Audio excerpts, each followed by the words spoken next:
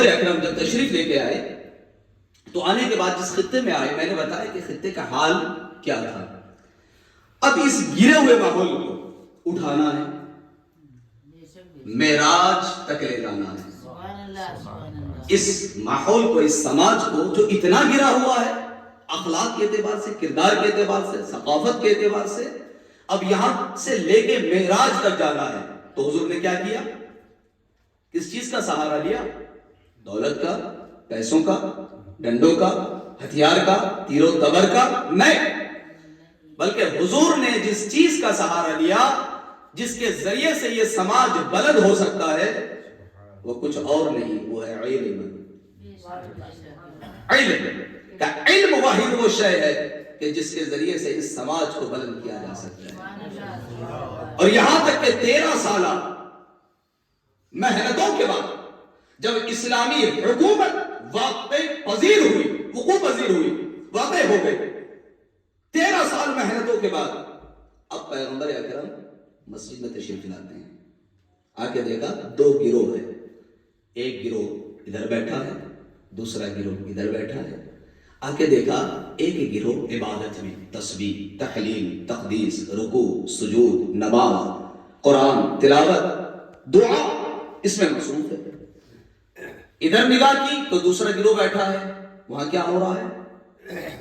وہاں گفتگو, بحث و تدریس, درس و تدریس اور تعلیم و تعلم, پڑھنا پڑھانا, سیکھنا سکھانا, مسائل کے اوپر گفتگو.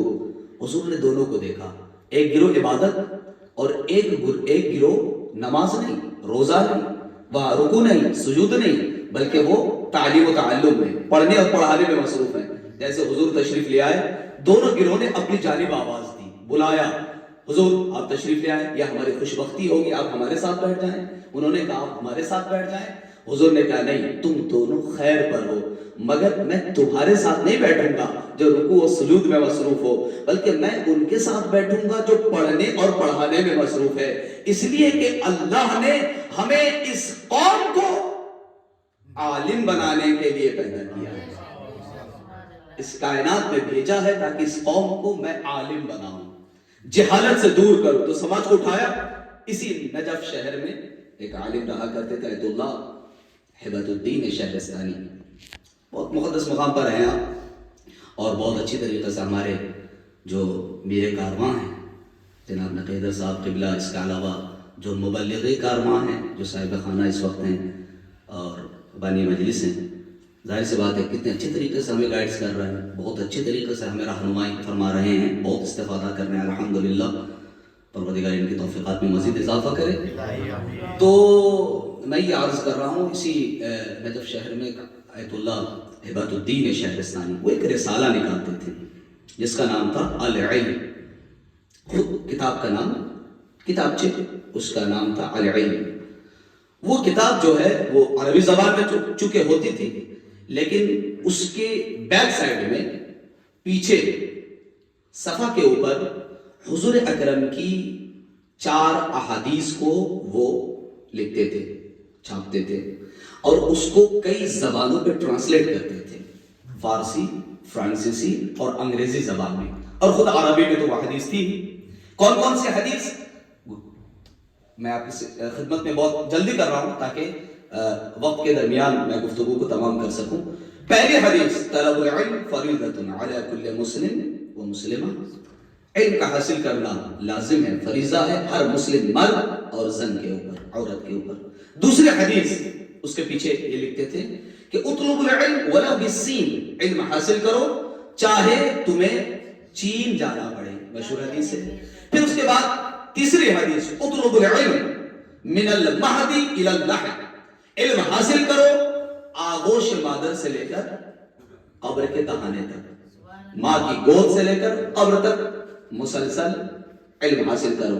چوتھی حدیث اس میں وہ لکھتے تھے پیغمبر اکرم کی, کون سی حدیث؟ اطلب العلم ولو کان من اہل النفاق, علم حاصل کرو چاہے تمہیں منافق سے لینا پڑے. اللہ اکبر, قیامت کی حدیث ہے.